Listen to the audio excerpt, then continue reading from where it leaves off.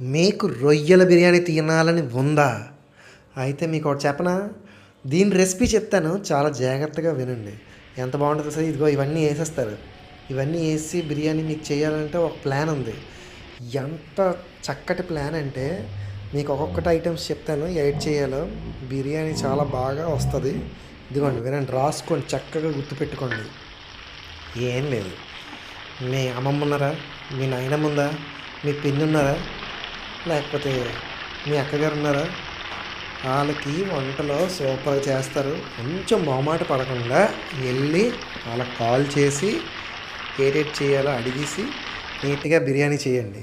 అంతేగాని యూట్యూబ్లో చూసి ఎడ్ చేసేస్తారు. ఒకసారి మీ పిన్ని వాళ్ళతో రిలేటివ్స్ మెయింటైన్ చేయండి, వాళ్ళకి ఫోన్ చేయండి, చేసి ఎలా చేయాలో బిర్యానీ చూసి చేసేసుకొని తినేయండి. అంతేగాని యూట్యూబ్లో చూసి చేయడం ఎందుకు భయ్యా? మన అక్కలు పిన్నులు చాలామంది ఉన్నారు, అడగండి, అడిగి చెయ్యండి. మనకి బిర్యానీ ఎంత బాగుంటుందంటే అంత బాగుంటుంది. యూట్యూబ్లో చూసి ఒక్కొక్క పొరపొడి వేస్తే మీకేం వచ్చేది.